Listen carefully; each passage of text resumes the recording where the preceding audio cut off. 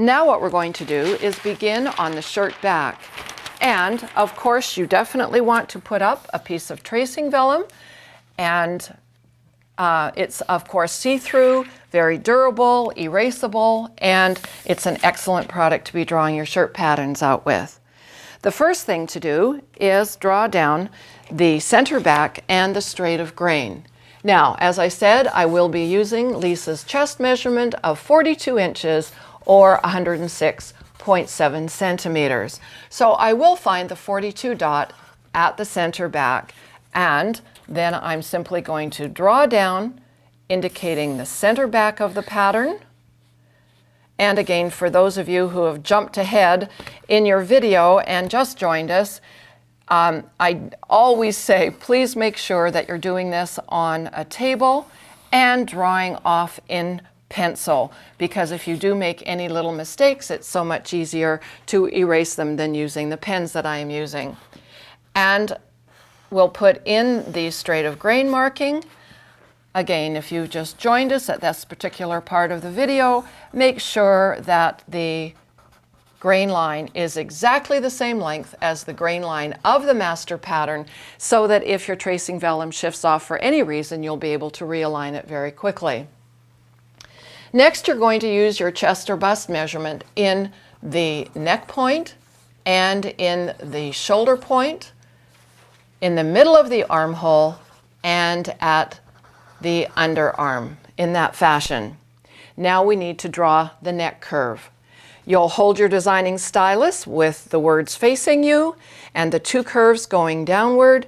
As we follow down this long curvy edge, you'll see a notation that says back neck curve. It actually is the same one that we're using for the front crotch curve. It really does make an excellent back neck curve. So you find the curve on the master pattern and you slip the stylus up to connect your two dots together in that fashion. And as we continue on, I am going to have you go ahead and draw the shoulder line, but then we're going to come along and personalize the shoulder line. You need to measure what the pattern gave you and then compare it to your shoulder length. And how do you determine your shoulder length? Well, it's not quite the same as the dress kit where we just measured the shoulder line. What we need to do here is we need to take your back shoulder width, and you remember that measurement. We measured from shoulder bone to shoulder bone, and then we need to divide that measurement in half because we are working on half a pattern. Lisa was 17 inches from shoulder bone to shoulder bone. I'm just folding my tape measure in half, and that comes out to 8.5 inches. So I'm going to measure across from center back out to the current shoulder point, and this is 1/2 inch too long. So on the shoulder line, I am going to shorten by 1/2 inch, and I will cross off the dot that I don't need. Again, because you're going to be doing this in pencil, you'll be able to erase that little bit. But before you erase it, do make sure you record how much you shortened or lengthened, because you need to do that same thing on the shirt front. All right, now we'll continue on with the armhole. And in the middle of the armhole, there's a series of dots labeled back arm side, point number 1. Arm side is the same thing as armhole.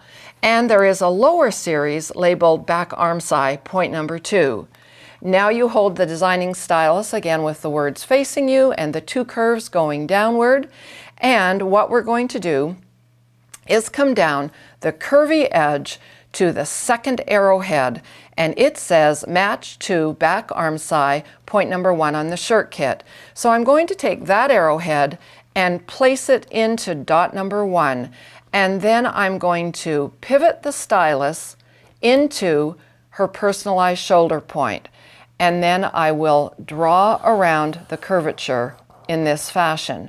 Notice once again that I'm removing excess width that's not required at the top of the shoulder line. Were you connecting to a wider shoulder point, you would be adding the fabric, of course, to go across that wider shoulder. Now we need to continue connecting onto dot number 2. But I want you to take a look at how far below the stylus dot number 2 really is. So at this point, don't just tilt the stylus or pivot like that, because you'll get a little underarm scallop here. What you really want to do is take the designing stylus and just slide it along the curve in this fashion until you can repeat a really nice smooth curve going up into dot number 1, point number 1. Now, another way that you can use this designing stylus, as your measurement gets bigger, you simply will take the stylus and flop it over, and then you can use the reverse side of the stylus to connect out to your larger chest circumference. So please feel free to flip and flop this stylus however it needs to be done to always get smooth curves and smooth lines.